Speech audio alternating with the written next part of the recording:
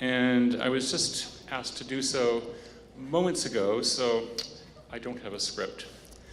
But I want to say it's such a privilege and an honor to be up here introducing someone who initially was my teacher, but who has become a close friend, a friend of my family, and someone whose work I think has a particular importance for us now.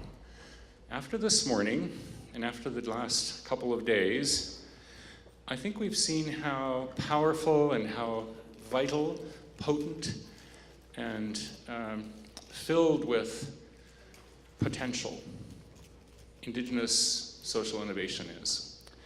And so the person who's going to speak to us, Frances Wesley, Dr. Frances Wesley, Frances to most of us, is the person who's been working on, if you remember the very opening present panel we had when there was a slide of scaffolding going up a big building, about the possibility of a new system being built around the old.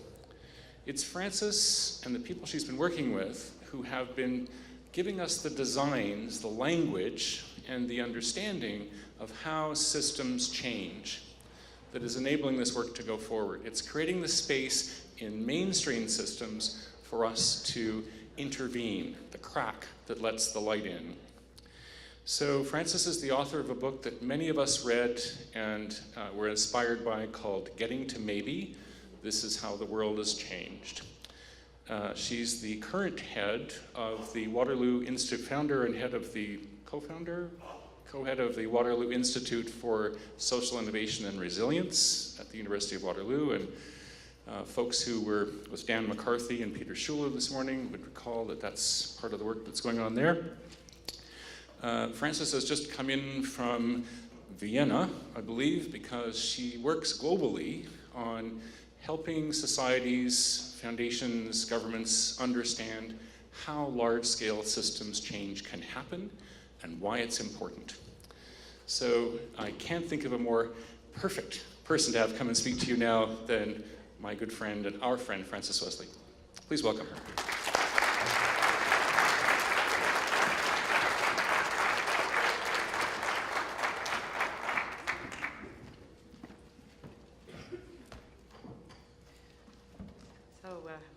Wanted to recognize and acknowledge that I'm on the traditional lands of Treaty 1, on the homeland of the Métis Nation, and to thank the elders for their blessings yesterday and today, which has helped to bring our hearts and our minds together for these dialogues. So I'm very, very honored personally and humbled to be here speaking to you. And I'm brought in to speak about sort of scientific and academic work that's going on in this area. But for a variety of reasons that I'm going to explain as I go through this presentation, I just didn't feel that that was really the right thing to do here. And after listening to that most beautiful and moving opening session this morning, I was very glad I'd made this choice. So I'm going to open with a few slides about the complexity of the world, this fractured world that we're living in now, and the drivers, that sometimes seemingly impossible drivers from the point of view of individual action that seem to be creating the problems that we're all dealing with, including Indigenous and Aboriginal groups here in Canada. But then I'm going to switch and I'm going to speak more personally, less from the mind and more from the heart. I really want to come to you at that point as someone also struggling to make sense of difficult things in this world, as a mother, as a grandmother, as an aunt, as a sister, as someone who lives in a fabric of relationships as well. So we talk a lot about complex interactions in the world. We know we're all globally connected at this point through the internet, through the World Wide Web, etc., and that has allowed for ever-deepening connection between our institutions, our economy, our communications. And many times that feels like a good thing. So when, as Stephen mentioned, I was in Vienna, and you know, they are speaking the same language, the same topics are coming up that are coming up here. I could share with them about this meeting and this summit and how important it was to Canada. There was great interest in that and in our approaches, and I got to hear about approaches many other parts of the world. On the other hand, at times it's bewildering because it produces, and this is the nature of highly complex systems, these unexpected events. The 2008 financial market, for example, which, you know, for many years afterwards, people felt that they couldn't even understand. The sort of hierarchical network of things that started cascading events that started with stock market crashes and led to people losing their own homes, going into deep debt, etc. Those kinds of things are frightening because we don't understand them. And so many events in this picture of Arab Spring just seem unpredictable. They seem to come out of nowhere, particularly the ones that are removed from us by some kind of physical distance. And they seem to be driven by dynamics that we can't entirely understand. So I spent a lot of my time working with environmental scientists. That was originally my first love, and I still work with them, particularly with the Stockholm Resilience scientists, who are very concerned about actually the global ecosystem, the notion of planetary boundaries, where particular aspects of our environmental resources, our environmental services are being pushed past tolerable limits, whether it's ocean acidification or biodiversity, on this very, very grand scale where they're trying to measure them and look at how they interact. And then there's been a response, a much needed response to that work from Oxfam, from the people who are working in development, around the fact that that's fine, we can talk about that as being, in a sense, you know, something that's going to affect us all. But we also need to talk about what is a safe and just space. It's called the Oxfam donut for operations. You know, how, in fact, can human beings continue to live with dignity, with the things that they need, with water and air and food and equity and safety and those things, and that those as well have to be considered as we look at these dynamic environmental changes. So it is very complex, and it feels very remote. It feels like, you know, this is something happening on a scale that none of us can do very much about. But the fact is that some of the dilemmas, some of the problem dilemmas that we're seeing there are very similar to the ones that have been coming up in this room. Whoops. Okay. So one of the interesting things that scientists working on this level have noted is that there are discernible links between these things and some of the things that we see as very local issues. So we talk about the global financial crisis, the global food crisis, global warming. We can see how these things aggravate and interact with each other. Even more interesting from my purposes is that we can see that those things interacting cause kind of a local erosion of environmental services. So we begin to see, and I think this has been an experience of many indigenous communities who live close to the land, the actual erosion, the fracturing of the physical environment in which we live, and the services from the land, from the animals that live on it, from the water that is no longer clean or safe. So one of the things that social scientists have been noting is that when you get this kind of erosion, you see an upswing of conflict, of violent conflict in various places all over the world, within borders, and then, of course, between borders, from one country to the next. And this is a quote from Thomas Homer Dixon, which I won't read, but it comes from a book about environmental violence, where he talks about the fact that there's a growing body of evidence that links, even though that may not be the issues that the people who are engaged in the environmental or in the conflict put forward, the two things coincide, that as you begin to destroy the land, you begin to see ever-increasing violence. The other piece of this, the other side of violent conflict, and I would argue a different expression of the same thing, is what's sometimes been termed chronic disaster, an increasing sense of hopelessness in communities, on the land. And much of this comes from a work by a man named Kai Erikson, who works in community disasters. He wrote a book in 1995 that was called A New Species of Trouble, where he said that he had begun to see a pattern very different from the normal community disaster response when you have, a hurricane or a flood or an earthquake, where people rush together and help each other, but rather a pattern of increasing hopelessness and isolation in these communities. And that this is very tied, whoops, I don't know if I can get that, can I get the pic? No, I can't. Okay, so this is very tied to actual environmental contamination. So he speaks particularly of the grassy narrows, the mercury poisoning here, and of the people he spoke to in that community who said, you know, it's as if the land is poison. We can't see it, we can't taste it, we know it's there, and this land which has nurtured us has become poison.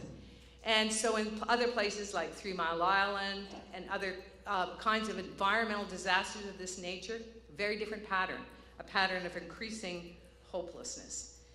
So conflict, violent conflict on the one hand, increasing hopelessness on another. And this is where I want to step away from the science and talk to you a bit more personally.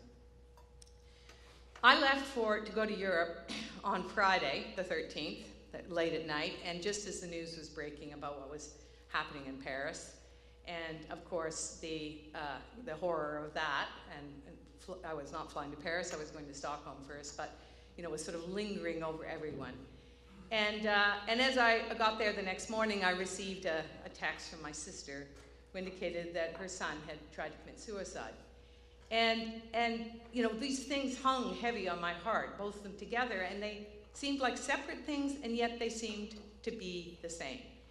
I think there is a global epidemic of suicide, particularly among our young people now. And when you look at this work, which suggests that when we have this kind of disruption at these large global levels, it expresses itself either in violence or in despair, we can begin to see how complex these problems are. When we hear of the death or the suicide or the violent action, whether it's of a suicide bomber, a young person who blows themselves up, or a beloved family member who actually does themselves harm, our first recourse is to look at ourselves. We look at ourselves. We say, "I didn't do enough. I need to heal. I need to heal that rift. I have to help. This is somehow down to me." Of course, we say that. We think that, and we should. There's always a measure of self-healing that's important in all these situations. But when we look at these scientific studies, we also realize that there are much bigger dynamics than just ourselves that are driving these things. So is that a message of hope, or is it a message of hopelessness? Well, I think it's a message of hope. It's what I feel is the promise of social innovation. On the left-hand side there is what we call a fractal in complexity science, which suggests that in really complex situations, what you see is a pattern, a similar pattern that's repeated from the very small, the very micro, to the very large. What that means in a human system is that a dynamic that we see expressed at a global level, we find not only in our communities, in our families, but even in ourselves, that kind of dynamic. And so we can say there's this cascade, this spiral of events that come down and hit us where we live in our very hearts. Or we can also turn it around and say, if that's true, then as you begin to change, when you begin to heal and change those relationships, to stand up differently, to have different conversations, you begin to change the whole system, not just where you are. And similarly, that spiral works both ways. So while we may have a cascade of these consequences from global right down to our local communities, there is the hope of turning that around and moving that up. Coming here and just listening to this one day, and I wish I could have been here the whole time, I have this tremendous feeling that action is actually here, in the room. That the future of social innovation, which I was asked to speak about, particularly Indigenous social innovation, I could see is being built right now. The future, in a sense, is now. And so I wanted to share with you what for me has become a kind of a mantra. It's based on my personal belief, my personal experience, and what I've seen in successful innovation, and I think it is here. That particular chant, that particular song is being sung continuously around it, which for me was very heartening. So I'm going to talk about 4 elements of that. They all have to do with reaching. The first one is reaching out. Stephen Johnson said, and that's the quote from him, that good ideas happen at the intersection of people. It's where people come together and talk. So truly a blessing to have a place that we can come and share these ideas. There is much in our society which tries to keep elements apart. Competition for funding, slightly different ideological beliefs, geographic distance. But what reaching out means is that real innovation, real change is more likely to happen when we combine what we're trying to do with what others are trying to do, even if there's a difference, especially if there's a difference. So when we begin to combine across the social justice issues, the environmental issues, issues concerning youth, the issues concerning children, women, you begin actually to find synergies, and we often call this bricolage in social innovation, that it creates something truly new. So there's the reaching out. I've been hearing about and reading about, innovations going on in this community. This is just some of them. But I'm so struck again by thinking, within these, there's enormous potential for this connection, that they will spread out on their own and reach out in that way to ever more people. I thought Paul and Raven were doing a wonderful job this morning, just bringing us all in and making us part of that network. But there will also be places when this activity can be connected to other activities. I love the fact that, as a sub-theme of this whole meeting is the whole issue of reconciliation. I had the privilege of getting to know Karen this summer when she was part of this Banff Residency in Social Innovation, which I encourage you to look at. We would love your participation if you're interested. And I was so struck by how deeply that movement is defining what reconciliation is. It really is reaching out. It's reaching out to not the usual suspects, but the unusual suspects, trying to find new combinations of possibility by connecting, by touching each other. So reaching out. The second one is reaching up. We work and we work hard in the places where we are, where it's affected us most immediately. But we shouldn't forget the way in which what we're doing is a fractal representation of these big dynamics that are going on. We can't affect them all. We can't, in fact, be working on all scales at all times. But when something happens, and I'm thinking about, the Royal Commission, for example, when the Kirby Commission on Mental Health comes into the media, it gets all kinds of attention, a window opens, a door opens. We have to prepare for that. We have to prepare for that happening, I think, in no matter what area of social innovation problem domain we're working in, because it's an opportunity to create that sudden upper spiral, to create a transformation that is more than in our own communities and has a chance, therefore, of creating a whole system that protects that. And again, this isn't new to you. In fact, as I feel that is very much in the room. This is often the way we represent it. Working at that whole problem domain versus working at, one little innovation, even though it's maybe a profound and unusual one. And this necessity to look for these opportunities that are happening at economic and cultural scale. So when we see, an Idle No More, or we encounter someone who's a personal hero of mine, Cindy Blackstock, who was also, I first met when she came to the McGill-McConnell program at McGill, now almost 20 years ago. These people kick the doors open for us, right? They're out there, they work on that level, it's requiring all their energy, the door springs open, it doesn't stay open that long. It's our job as people who are local innovators to make sure we're connecting to them, to make sure that when they have kicked the door open, they have something to work with, that we can move our ideas and our initiatives easily into their hands. And if you're one of those people who's kicking the doors open, coming to sessions like this and paying careful track of what are those new things going on that, may be a wave of a future. How do I stay connected to that? Something that Elliot Mansky, who was in the previous session, really taught me. He does it brilliantly. He's constantly thinking about that, as he puts it, sort of one hand in the stars and one in the earth. Well, you have to be thinking about both those things. So reaching out and reaching up and down. The third thing is reaching deep.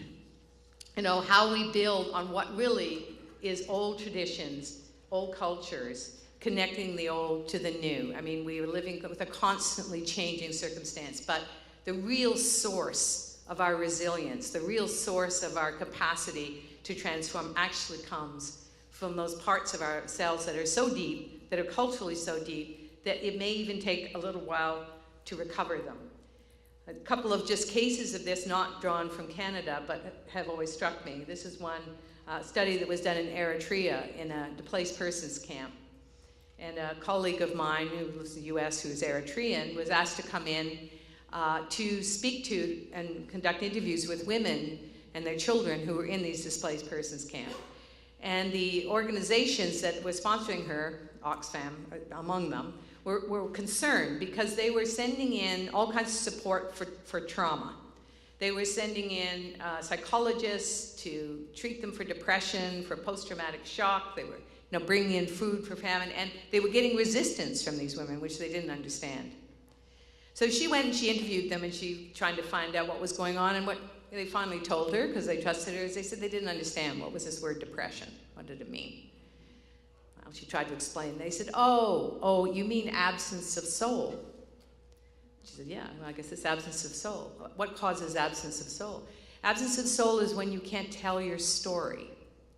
And you can't tell your story. And in Eritrea, storytelling is like big music festivals. They have wonderful storytellers, and everybody gets together and tells their story. And when they were removed from a place where they could tell their story, they lost their own deep capacity for resilience, for innovation in adverse circumstances. So she went back and told Oxfam that they want storytelling workshops, not DSM inventories.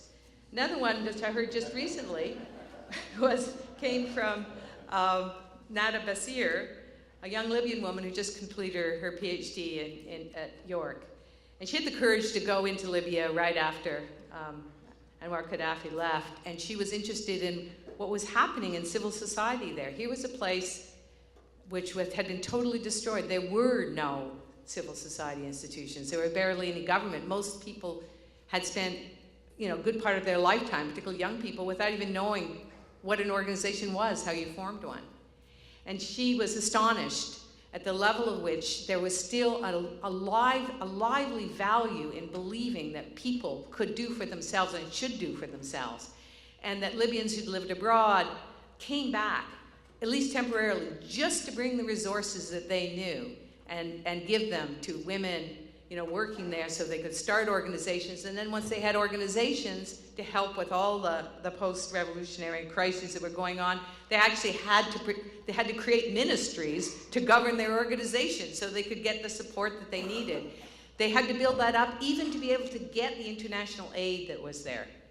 But they were able to do it because despite all the disruption, there was still these deeply held beliefs, about what to do. So when we work in the Banff program, one of the things that we think about is how important it is to find a way to go deep inside the self, almost to what is our deepest intuitions, our deepest cultural roots, in order to actually understand how to innovate in the world, how to change the world.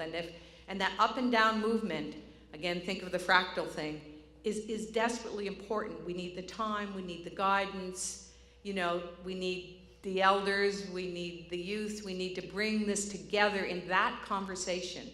Not about what you know, but about who you are in this deepest way.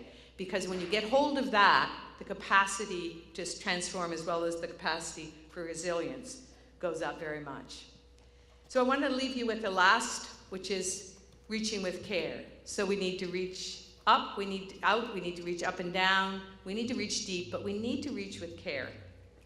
And this is a story, it doesn't come from this community, but one that really opened my eyes to the nature of what it meant to work on these kinds of intractable problems. And a number of years ago, I was involved with a rather astonishing global network of scientists. They were all scientists, vets, wildlife managers, conservation biologists, who were working with endangered species. And they had full-time jobs. They worked in universities, they worked in zoos, they worked in agencies, but they were so alarmed at the disappearance of species that they worked overtime. They worked tirelessly. They flew across the world to meetings with this group, which was called the Conservation Breeding Specialist Group, in order to fight against this loss. And they were an astonishing group of people. They made real progress. And I've been working with them for a while when suddenly, it struck me sort of like, ugh. I'd never asked them, why did they actually do this? Because most of them had communicated to me that those species were going to go extinct. So I just sent them an email. And I said, could you just send me a paragraph? Tell me why you do this? And the response was astounding. It was a deep and revealing learning for me. And one of the things that they said was, do what calls to you. In other words, there are all these huge problems, but you've got to move towards what you love, what speaks to you. Again, that part of the deepest part of yourself. These are people who loved the animals that they were trying to save. They talked about encounters with these animals as being the moments of awe that most influence their lives. So they went there. They do what calls to you. And do it with what you love with people that you love. Because no matter how deep and profound our love, it won't sustain us without the love and support of those around us. So we can talk about how we organize these, voluntary sector organizations, building our networks, all those kind of things. We can talk about that. But what really works is when we connect to other people with bonds of friendship and love around the same issue. That gives us energy. That gives us courage. That makes what is often difficult and exhausting a continuous joy. Then they also said, don't expect perfection. Many of them said, the species are going to go extinct. They're going to go extinct. I know they're going to go extinct. But then they would say this other thing, but not on my watch.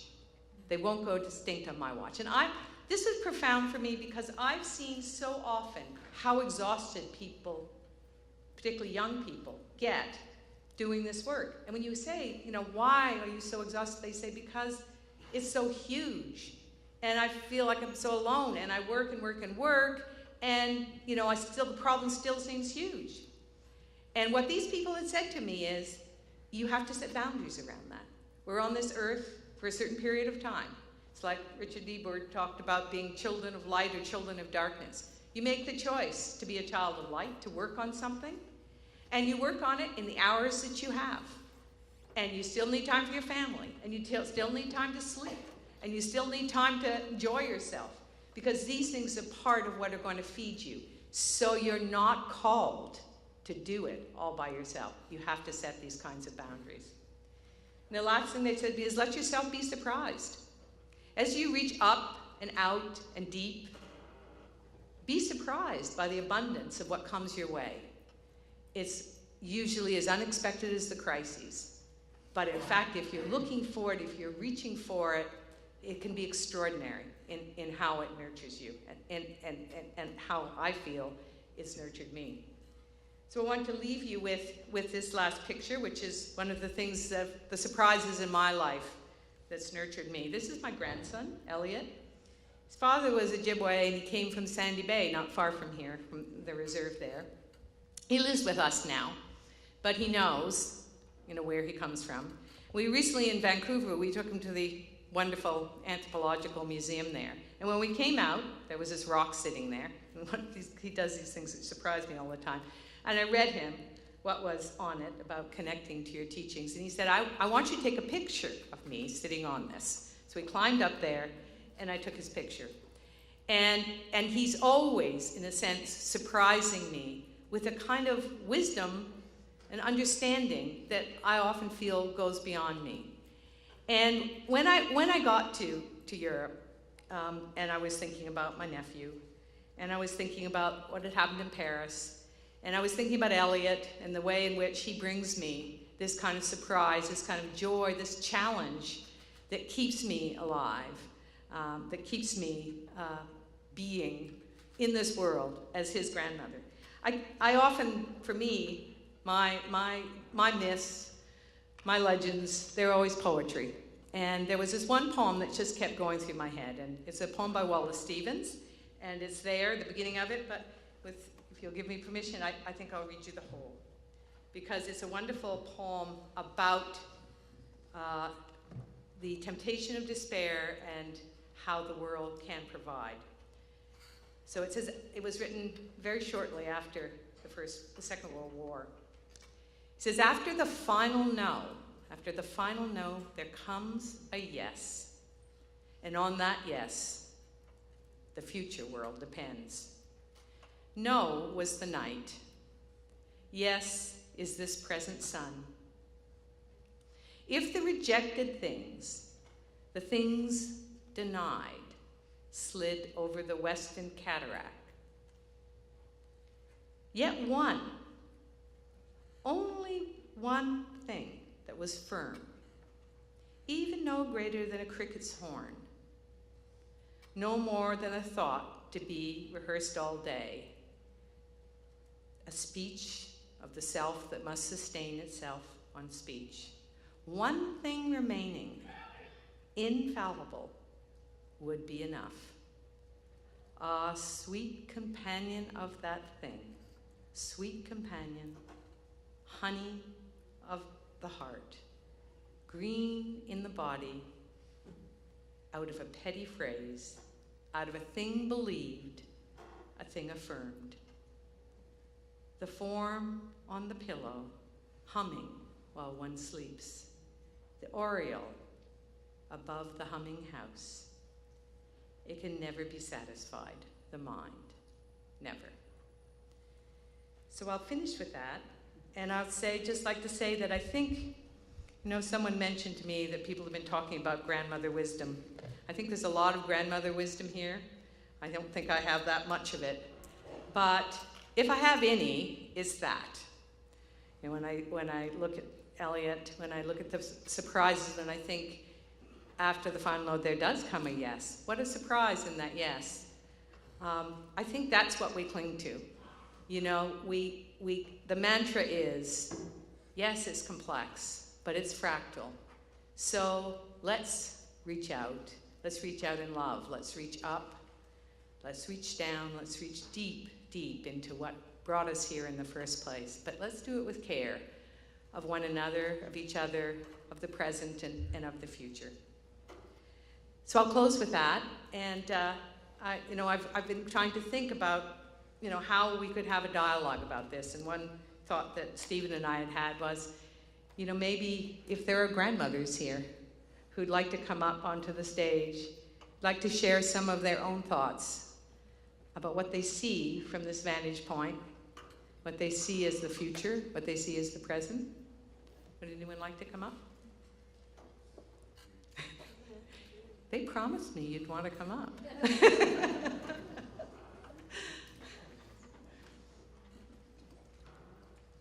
Just honor the grandmothers.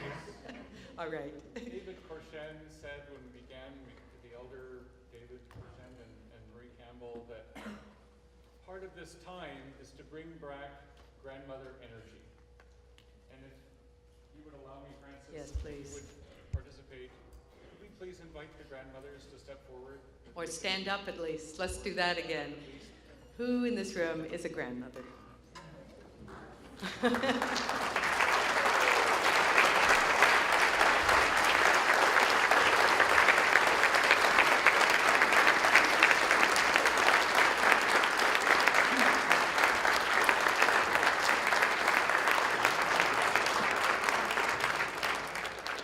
Thank you very much. I'm honored to be here, as I said before.